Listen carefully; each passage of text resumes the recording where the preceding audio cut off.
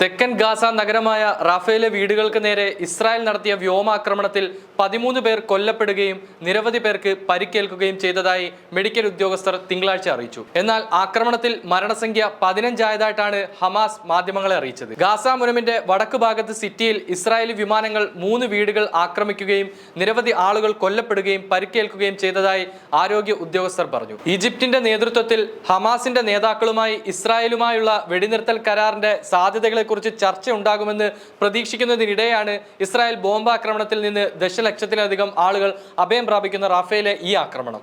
October 7-ന് Hamas ഭീകരർ ഇസ്രായേലിൽ നടത്തിയ ആക്രമണത്തിൽ 1200 പേർ കൊല്ലപ്പെടുകയും 253 പേരെ ബന്ദികളാക്കുകയും ചെയ്തതാണ് യുദ്ധത്തിന് കാരണമായത്. ഹമാസിനെ ഉന്മൂലനം ചെയ്യുമെന്ന് പ്രതിജ്ഞയെടുത്ത ഇസ്രായേൽ 34,000 ഫലസ്തീനികളെ കൊന്നൊടുക്കി. കഴിഞ്ഞ 24 മണിക്കൂറിനുള്ളിൽ 66 പേർ കൊല്ലപ്പെട്ടെന്ന് ഗാസയിലെ ആരോഗ്യവകുപ്പ് അറിയിച്ചത്. യുദ്ധത്തെ തുടർന്ന് 2.3 ദശലക്ഷം ജനസംഖ്യയിൽ ഭൂരിഭാഗവും കുടിയൊഴിക്കപ്പെടുകയും ഭൂരിഭാഗം പ്രദേശങ്ങൾ നശിപ്പിക്കുകയും ചെയ്തു.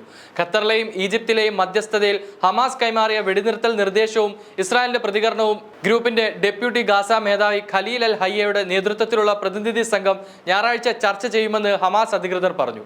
റാഫയെ ആക്രമിക്കുമെന്ന് ഇസ്രായേൽ ഭീഷണിപ്പെടുത്തിയതോടെ US പിന്തുണയുള്ള മധ്യസ്ഥർ ഒരു കരാർ അവസാനിപ്പിക്കാനുള്ള ശ്രമങ്ങൾ ശക്തമാക്കി. വാർത്താ ഏജൻസിയായ റോയിട്ടേഴ്സിനോട് സംസാരിച്ച 2 ഹമാസ് ഉദ്യോഗസ്ഥർ ഏറ്റവും പുതിയ നിർദ്ദേശങ്ങളുടെ വിശദാംശങ്ങൾ വെളിപ്പെടുത്തിയിട്ടില്ല. എന്നാൽ ശനിയാഴ്ച അവതരിപ്പിച്ച ഇസ്രായേലിന്റെ ഏറ്റവും പുതിയ ഉടമ്പടി നിർദ്ദേശത്തോട് ഹമാസ് പ്രതികരിക്കുമെന്ന് പ്രതീക്ഷിക്കുന്നതായി ചർച്ചയെക്കുറിച്ച് വിവരിച്ച ഒരു വൃത്തം റോയിട്ടേഴ്സിനോട് പറഞ്ഞു. ഇസ്രായേൽ ജയിലുകളിൽ കഴിയുന്ന ഫലസ്തീനികളെ മോചിപ്പിക്കുന്നതിന് പകരമായി 40-ൽ താഴെ ബന്ദികളെ മോചിപ്പിക്കുന്നതിനുള്ള കരാറും സ്ഥിരമായ ശാന്തതയുടെ കാലഘട്ടം ഉൾപ്പെടുന്ന ഒരു സന്ധിയുടെ 2ാം ഘട്ടവും ഇതിൽ ഉൾപ്പെടുന്നു.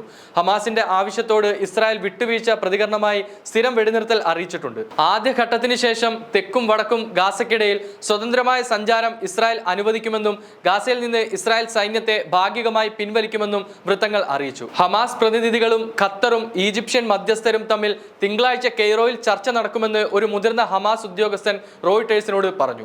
വെള്ളിയാഴ്ച മധ്യസ്ഥരിൽ നിന്ന് പ്രസ്ഥാനത്തിന് ലഭിച്ച നിർദ്ദേശത്തോടുള്ള ഇസ്രായേൽ പ്രതികരണത്തെക്കുറിച്ച് ഹമാസിന് ചില ചോദ്യങ്ങളും അന്വേഷണങ്ങളുമുണ്ട്. കൂടാതെ വെള്ളിയാഴ്ച മധ്യസ്ഥരിൽ നിന്ന് പ്രസ്ഥാനത്തിന് ലഭിച്ച നിർദ്ദേശത്തോടുള്ള ഇസ്രായേൽ പ്രതികരണത്തെക്കുറിച്ച് ഹമാസിന് ചില ചോദ്യങ്ങളും അന്വേഷണങ്ങളും ഉണ്ടെന്നും ഉദ്യോഗസ്ഥൻ റോയിട്ടേഴ്സിനോട് പറഞ്ഞു. ഇസ്രായേലിന്റെ ഏറ്റവും പുതിയ നിർദ്ദേശത്തിന്മേൽ ഹമാസ് മധ്യസ്ഥർക്ക് തൽക്ഷണ പ്രതികരണം നൽകില്ലെന്നാണ് ആ അഭിപ്രായങ്ങൾ സൂചിപ്പിക്കുന്നത്. അതേസമയം 1 ദശലക്ഷത്തിലധികം ആളുകൾ അഭയം പ്രാപിക്കുന്ന തെക്കൻ ഗാസ നഗരമായ റാഫയെ ആക്രമിക്കുന്നതിൽ നിന്ന് ഇസ്രായേലിനെ തടയാൻ അമേരിക്കയ്ക്ക് മാത്രമേ കഴിയുള്ളൂവെന്നും ഫലസ്തീൻ പ്രസിഡന്റ് മഹ്മൂദ് അബ്ബാസ് പറഞ്ഞു.